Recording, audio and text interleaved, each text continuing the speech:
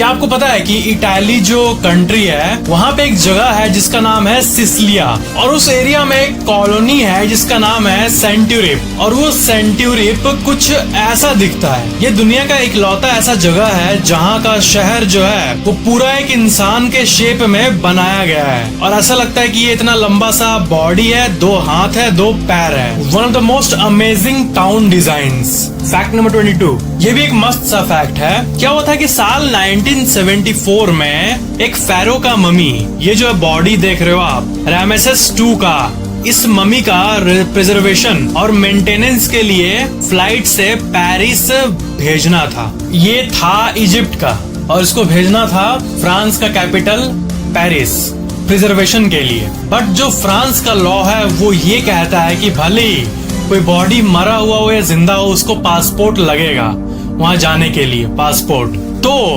आपको पता है इजिप्शियन गवर्नमेंट आखिर में इस फेरो का एक पासपोर्ट भी बनाया।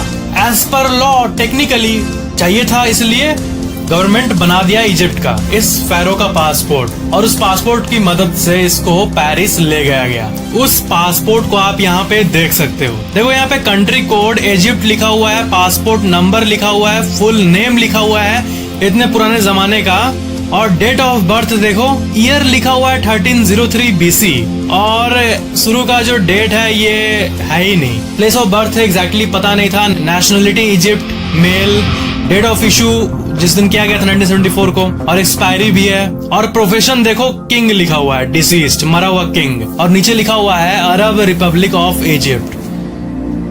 मस्त लॉ तो लॉ है। फैक्ट नंबर 21, जो समुद्र के लहरें होते हैं वो ऊपर से ऐसे दिखते हैं, ठीक है, लहर, बट कोई भी इंसान तो लहर के नीचे नहीं जा सकता, उसके लिए अंडर वाटर सूट और ये सब चाहिए होगा, बट मछलियां इजीली इस वंडरफुल व्यू को एक्सेस कर पाते हैं जो कि आपको एक वेव के नीचे मिलता है। This is the view of the under side of a wave. Fact number 20, एक बात बताऊं, जो आपका ये दिमाग है वो इतना ही दूर नहीं है। आपका जो ये स्पाइनल कॉर्ड है ना, जो रीढ़ का हड्डी, वो जो ऊपर से नीचे तक जा रहा है, वो पूरा आपका कॉन्शियसनेस होता है। मतलब दिमाग हो और स्पाइनल कॉर्ड का एक्टिव नहीं हो पार्ट्स, तो आप जैसे नॉर्मली फंक्शन कर पाते हो वैसे नहीं कर पाओगे। तो आपका जो कॉन्शियसनेस है, ह्यूमन ब्रेन, वो उसको पूरा देखो। ये होता है एक्चुअल ह्यूमन ब्रेन का पूरा सिस्टम। ये ब्रेन तो मेन पार्ट है ही, बट जो ये न्यूरॉन जो कि इसमें होता है और जो कनेक्शन जो कि स्पाइनल कॉर्ड में होता है वो बहुत जरूरी है, और ये फैक्ट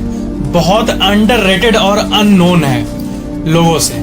इसलिए ना स्पाइनल कॉर्ड के चोट के बाद बहुत लोग ठीक से बोल नहीं पाते हैं। तो दिमाग पे तो चोट लगा नहीं है, स्पाइन में चोट लगा है, बट फिर भी कभी कभी लोग ऐसी घटना के बाद कुछ ठीक से बोल क्यों नहीं पाते हैं। कोई केस में वही बात है कि इसका जो स्पाइन का वो एरिया अफेक्टेड है जो कि इम्पोर्टेंट था और वो ब्रेन से कनेक्टेड था। तो आपका टोटल कॉन्शियसनेस ऐसा दिखता है जो कि आप अपने स्क्रीन पर देख रहे हो। Fact number 19, ऑर्थोसोमनिया। ये एक ऐसी कंडीशन है ना, इसको मैं एक्सप्लेन करता हूँ। आप रात को सोने गए और होता नहीं कि आपको पिछला नाइट या कोई भी नाइट आपको बहुत मस्त सा नींद आता है, तो आप सोचते हो कि आज भी वैसे सोऊंगा मस्त, तो दिमाग शांत करके सोने जाते हो।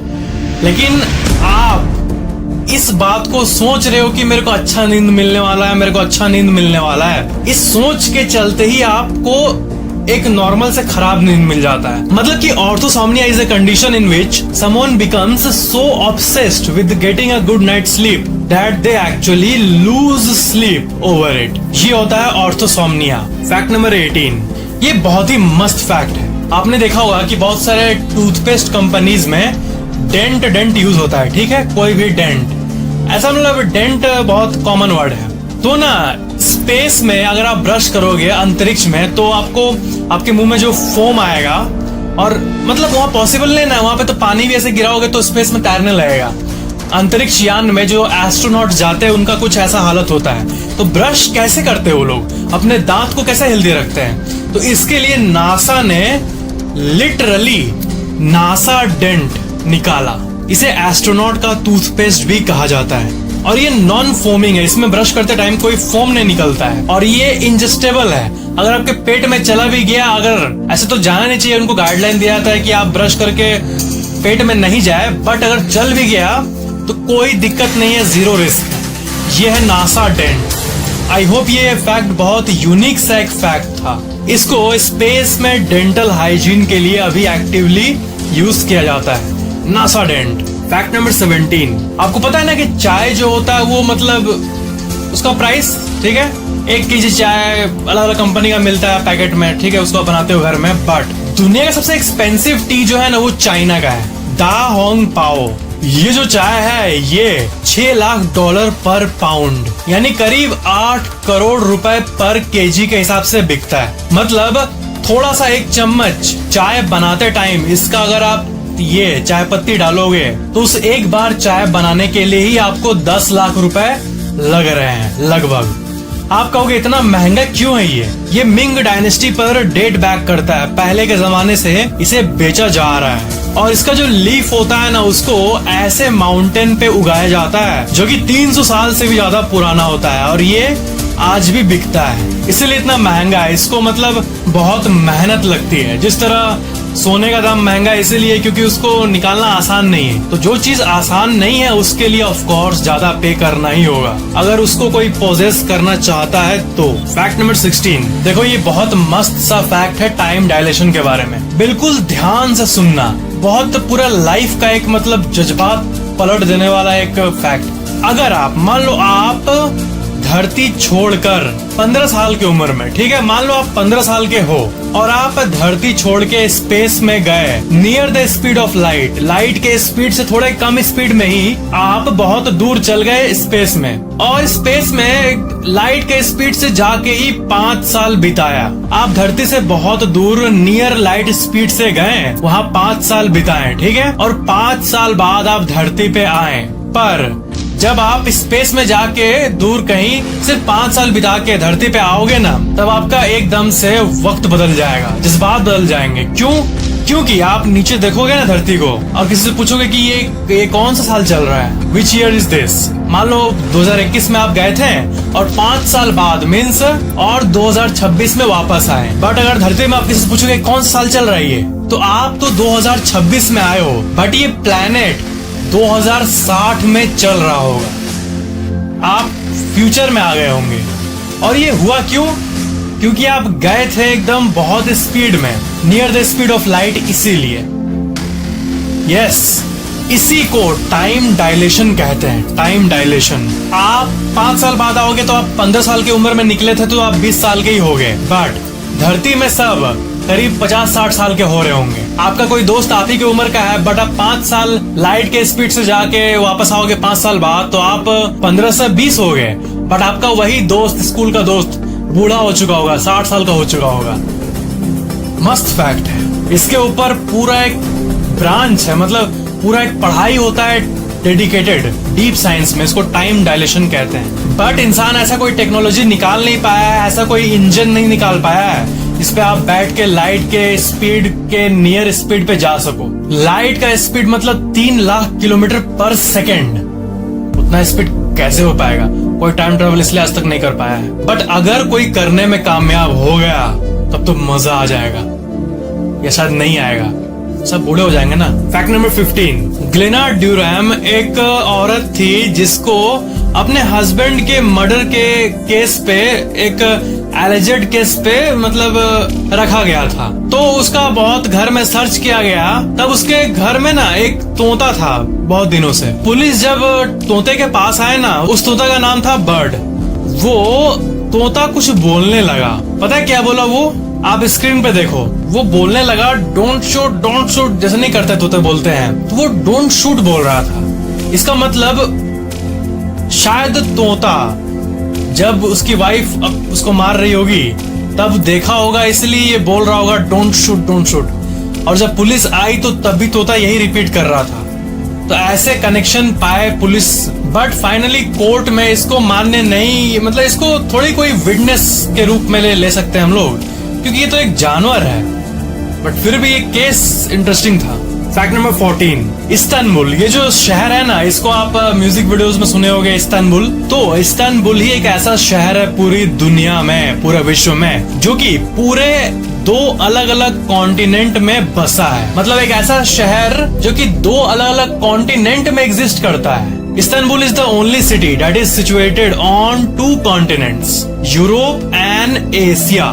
तो यूरोप और एशिया देखो यहाँ पे डिवाइड होता है। तो इस्तांबुल, ये जो आप एरो देख रहे हो, यहीं पे है और ये यूरोप का सबसे मोस्ट पॉपुलेटेड सिटी भी है। बट अमेजिंग बात यह है कि ये विश्व का इकलौता ऐसा शहर है जो कि अलग अलग कॉन्टिनेंट पे है। मतलब एक ही नाम का शहर इस्तांबुल, यूरोपियन साइड में और एशियन साइड में। Fact number 13, Guinness book of world record, आपको पता है कि उसको तोड़ने के लिए कितने लोग लगे हुए हैं? कोई भी स्पेसिफिक रिकॉर्ड ले लो उसको तोड़ने के लिए, तो आप तो अलग अलग टाइप का अपना कारनामा दिखा के Guinness book of world record हासिल कर सकते हो। बट ये जो एक रिकॉर्ड नहीं है कि सबसे लॉन्गेस्ट टाइम अवेक, आप कितने देर तक बिना सोए रह सकते हो, तो क्या है कि बहुत लोग पूरे विश्व में मतलब हद ट्राई करने लगे, एकदम जग जग के ट्राई करने लगे, भले मर जाएंगे but Guinness book of world record लेके रहेंगे। तो finally Guinness book of world record इस स्पेसिफिक रिकॉर्ड को वैलिडेट करना बंद कर दिया, ये सोने वाला। और उसके बाद से सब लोग ट्राई भी मारना छोड़ दिए, क्योंकि अब लोग कितने भी देर जग ले, रिकॉर्ड तो मिलने नहीं वाला है, इसलिए अब कोई नहीं जगता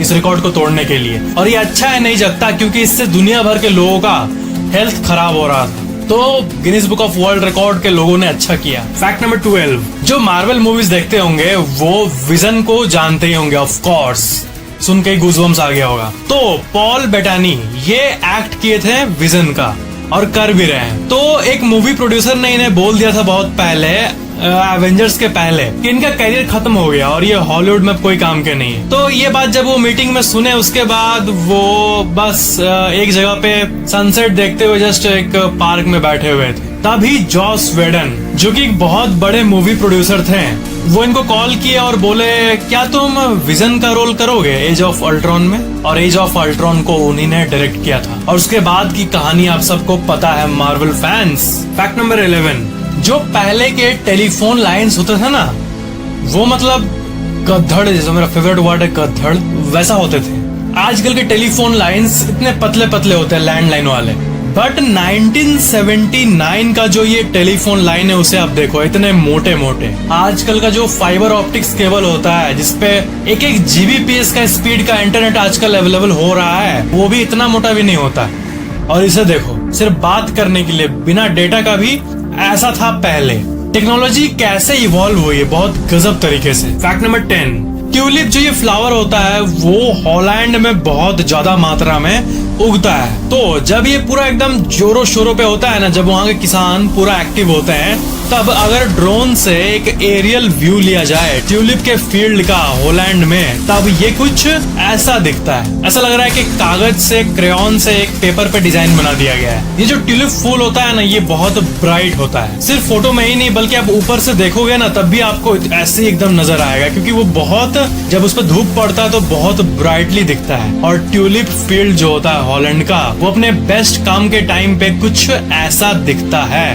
फैक्ट नंबर 9, ये जो फैक्ट है, ये one of the best facts told by me है। तो रिसर्चर्स ने 3000 साल पुराने एक इजिप्शियन ममी का जो वोकल कॉर्ड है उसको रिक्रिएट किया मेडिकल सेंसर और 3D प्रिंटिंग से। और उनका जो गला का ये पार्ट होता है उसको इन्होंने रिक्रिएट किया इलेक्ट्रॉनिकली। और उनका बहुत सारा स्कैनिंग करके ये पता किया गया कि वो लोग उस जमाने में जब ये ममी बोलता था, इंसान था, तब कौन कौन सा वर्ड बोलते थे ये। तब ये पता चला कि उनका वोकल कॉर्ड एक स्पेसिफिक मूवमेंट में बार बार होता था।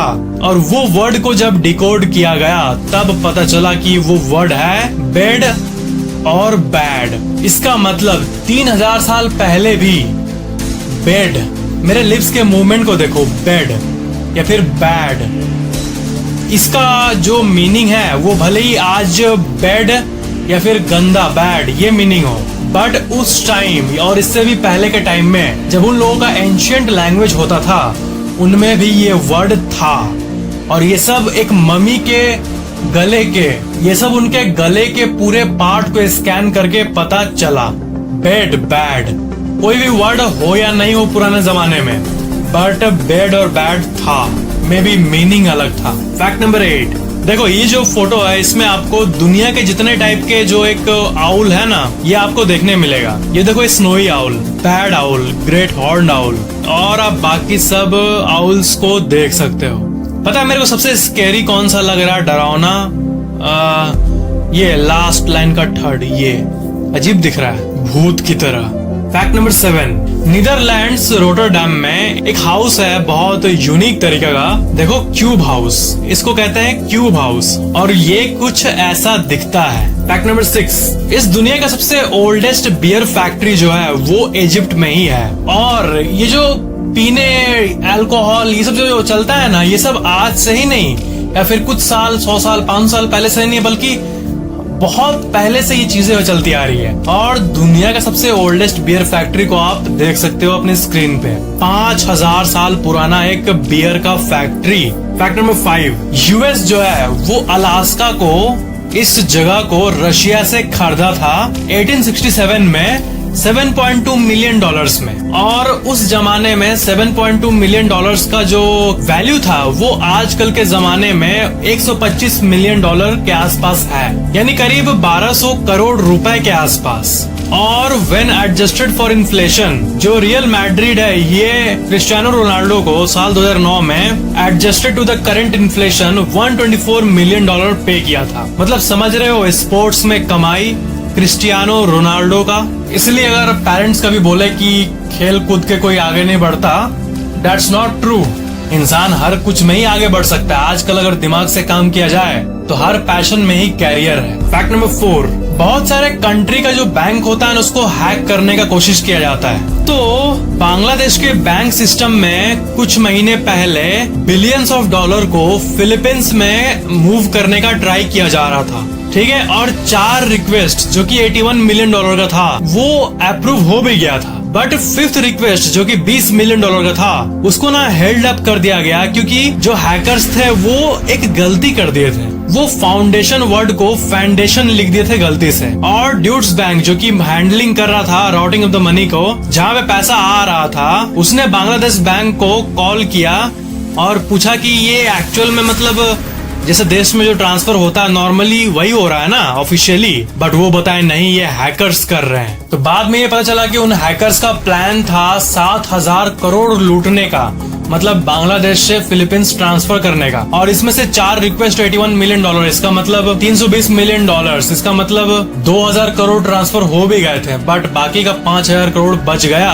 क्योंकि मक्खन की तरह ट्रांसफर होते जा रहा था। बट बीच में जो होता है ना स्पेलिंग मैच होता है अकाउंट ट्रांसफर में, उस स्पेलिंग मैच में फाउंडेशन को फाउंडेशन लिख दिया था, इसीलिए आपको थोड़ा कॉम्प्लेक्स लग रहा होगा। बट देश के जो बैंक होते हैं उसमें हैकर्स एक देश से दूसरे देश के बैंक में ऐसा हैक करके ट्रांसफर करने की कोशिश करते रहते हैं, ऐसा न्यूज आते रहता है। बट ये $1 बिलियन का प्लान, 7000 करोड़ किसी देश से चोरी करना, किसी और देश में ले जाना, ये आज तक के सबसे बड़े प्लान्स में से एक था। और ये हैकर्स की, चोरों की एक स्पेलिंग मिस्टेक जो कि कंप्यूटर में हैक करते टाइम वो किए थे, उसके चलते रुक गया। फैक्ट नंबर 3, ब्लू मार्लिन मछली को देखो, इतने बड़े होते हैं, बट एक बेबी ब्लू मार्लिन जब छोटा होता है तब देखो आपका जो फिंगर है ना लिटरली उस पे ऐसा इतना छोटा अट जाएगा। और जब ये बड़ा होता है तब 800 किलोग्राम तक ही पहुंच जाता है, और एटलीस्ट 5 मीटर बड़ा तो होता ही है। ये सबसे अमेजिंग फिशेस में से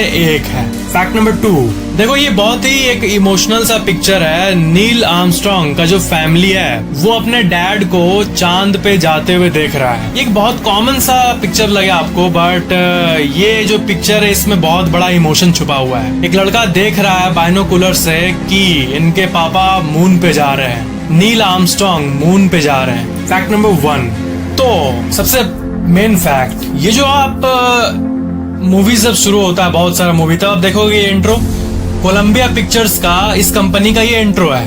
तो इसमें जो ये लेडी आती है ना, ये ना आपको पता है फुल्ली एनिमेटेड नहीं है, ये एक्चुअल में जेनी जोसेफ है। और उस लोगों का बिहाइंड द सीन्स ये देखो, ये है, ये देखो स्टूडियो में पीछे पर्दा है और ये पोज बना के खड़ी है। और ये 1992 में शूट किया गया था और ये आज भी चल रहा है। माइकल डियाज, इनको एक नया इंट्रो बनाने का जिम्मेदारी दिया गया था। तो ये कैथी एंडरसन के साथ काम करते थे और कैथी एंडरसन का एक कोवर्कर थी जेनी जोसेफ। और इनको पूछा गया कि क्या आप इंट्रो के लिए ऐसे मॉडल बन के शूट करना चाहोगी, और इनको क्या पता था कि इनका ये कितना बड़ा अपॉर्चुनिटी है। इन्होंने ऐसे ठीक है चलो करते हैं, और मस्त एक अपार्टमेंट में इसको शूट किया गया। तो जेनी जोसेफ ऐसे पोज लेके खड़ी हुई, शूट फिनिश्ड, इसको इंट्रो बनाया गया 1992 में।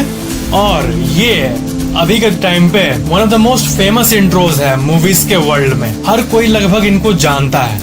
और जेनी जोसेफ जो है, उनकी मृत्यु अभी हाल ही में साल 2018 में 8 जनवरी को अनफॉर्चुनेटली हो गई। और जो आप यहाँ पे एक ओल्ड लेडी को देख रहे हो, ये 2018 की पिक है। ये वही है जो कि मूवी के इंट्रो में है। तो ये था इस फेमस इंट्रो के पीछे का एक बहुत ही इंटरेस्टिंग सा फैक्ट। वीडियो पसंद आया तो लाइक जरूर करना और शेयर भी जरूर कर देना, और मेरे ऑफिशियल इंस्टाग्राम को फॉलो जरूर करना, लिंक डिस्क्रिप्शन में है। और चैनल को सब्सक्राइब करके बेल आइकन भी ऑन जरूर कर लेना for more interesting videos like this. Thank you so much for watching this video.